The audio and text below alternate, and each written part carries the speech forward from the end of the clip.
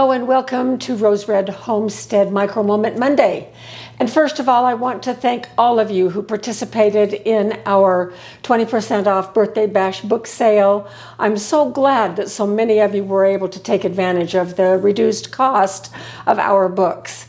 And our next big sale will be Black Friday, the Friday after Thanksgiving. Our usual 24-hour sale of everything in our store, including our courses, will be 20% off. And so that is the next sale coming up, and it will be a few months before we have another big one. But in the meantime, we might offer single books on sale or whatever, we'll see. And of course, when I'm ready to launch my new book on nutrient-dense meals, that one will launch at a sale price for 24 hours before I put it back up to the regular price. So we have a lot of good things to look forward to. Jim and I have been talking for quite a while about something that has concerned us. And I'm going to share it with you, and probably it's going to carry over for the remaining 2 videos of this week. You know, Jim and I are in our late 70s. I just turned 79, and I married a younger man by 2 years. So Jim is a little bit behind me. It's so fun to marry a younger man. It keeps me young. You're a cougar, baby. And so we recognize that when we show all of the equipment that we have in order to do food preservation and preparing for emergencies, that can be a little bit disconcerting to people who are not as far along as we are in prep. But please remember, I have been doing this for almost my whole entire life. I grew up in a home where that was the big theme. I introduced that to Jim when we were married 25 years ago. And so we've been doing it and accumulating things little by little over a period of years.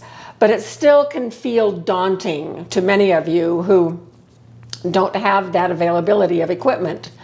And because we want to be sensitive to everyone who watches our videos and who has subscribed to us, we have decided that we need to take a good look at and maybe go down a little bit different path for a while.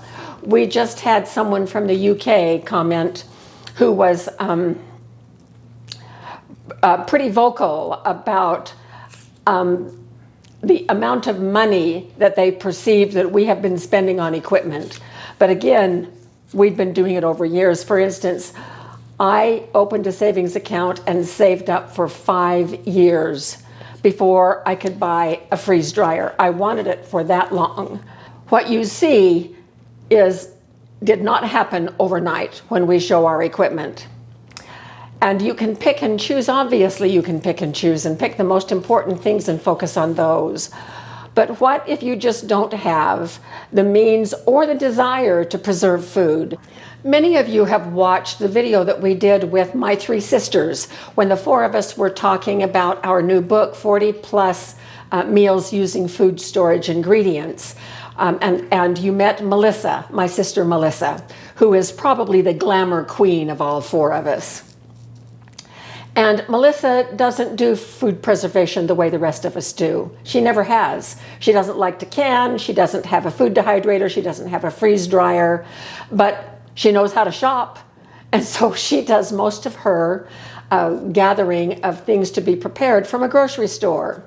And so Jim and I have actually been talking about this for quite a while, since Melissa first brought that forward. And then this comment from the person from the UK really brought it home. In fact, last week, Jim and I were talking about this. So we are going to do something just a little bit different. And this is going to be out of character for me, and so I may struggle a little bit. So I hope that you will be patient with us. We are going to go prepping at the grocery store. Does that just sound fun? And then Jim and I have set up some parameters for this. So we are going to prep for 3 days worth of meals that you might need in an emergency situation when the grid is down and we have to just prepare with what we have already stored. And if you don't have much stored, that's going to be a little bit tough. And so this will be a start for those of you who don't want to or don't have the ability right now to do food preservation like canning or dehydrating or freeze drying. And when we do this, I'm not going to use anything from our food storage. I'm only going to use the things that we have purchased at the grocery store. Jim and I are going to go in search of meals that you can open from a can and heat up if necessary in some kind of an off-grid situation. So here are the assumptions that we're going to operate under. Number one is this is not a 72-hour kit. A 72-hour kit is what you grab and go if you have a fire in your backyard, if flooding or an earthquake. You have to leave your home for a short period of time, but you ultimately hope to come back. So that's what a 72-hour kit is for. This is for 3 days of food and water for you if you are going to be sheltering in place in your home because of some kind of an emergency. So that's one parameter, sheltering in place at home. And another parameter is that it is for 3 full days. So food for meals for 3 days. There are other considerations too, but we're only going to consider the food part. And that we have to have some kind of an off-grid way of cooking if the meal requires cooking. So it can be very, very simple. It could be over a campfire. It could be in a Dutch oven. It could be on a little butane stove, which is probably the least expensive. And I show our little butane stove in our videos all the time. And so some kind of an off-grid situation. So the challenge is that we have to find ingredients in the store that are non-perishable. No fresh food, fruits, vegetables, eggs, dairy, nothing fresh. It has to last for at least 6 months without any kind of spoilage. And we're going to be doing it for a family of 4. So here's what we plan to do. We will be taking you with us to the store. Our next video is our shopping trip, and our next video is coming up this Wednesday. So we'll take you with us to the store, and we're not going to bore you with all of the details of us shopping, but we'll give you the highlights of us doing our shopping, and then we'll bring it home and unpack it and let you know how much we spent. And then for Friday's video, I will have it organized by meal in some kind of a container. And I have 2 or 3 different sizes of containers that we can use to store day 1, day 2, day 3. And the rules are that I could buy something for day 1 that I could also use for day 2 and day 3. And so it's okay to cross-pollinate meals.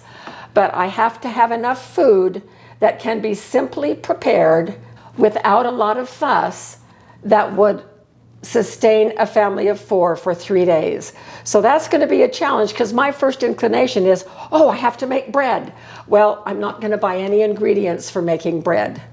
I'm not sure that most people would do that if they had to live 3 days on just whatever food they had. So we'll see what we come up with. And then we will be excited to see what your response is on how you would do it as well. So that's the outline for this week. We really want to hear your feedback on this. If we get a large response, we will keep going in this kind of a theme, simplifying food storage, and then we'll see where that takes us. We may go prepping at other kinds of stores as well. But first of all, we're going to go prepping at the grocery store. So thanks for listening to this. Let us know your thoughts. And let's look forward to Wednesday when we're all going to go shopping at the grocery store and get prepped for 3 days of emergency meals. So thanks for watching, and we will see you on Wednesday for the next video in this little series.